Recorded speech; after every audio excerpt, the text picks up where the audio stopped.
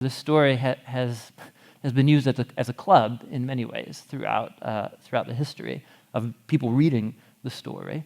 It has nothing to do with same-sex attraction or anything.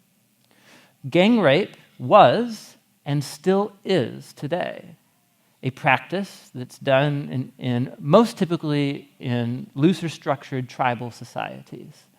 And it's heterosexual men asserting their symbolic subjugation and conquest over people from other tribes to show their standing and their status and superiority.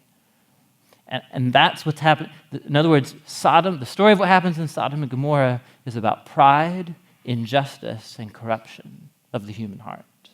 Right?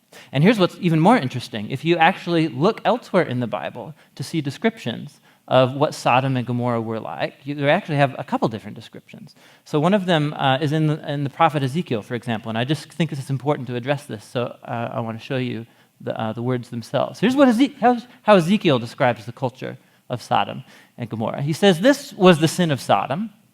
They were prideful. They had an abundance of food, but they were apathetic, and they didn't help the poor and the needy.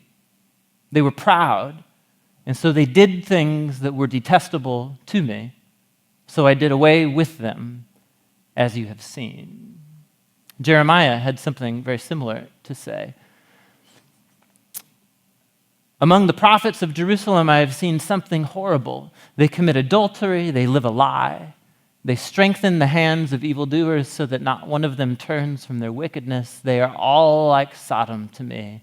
The people of Jerusalem are like Gomorrah." So in other words, in the biblical kind of world, Sodom and Gomorrah become this archetype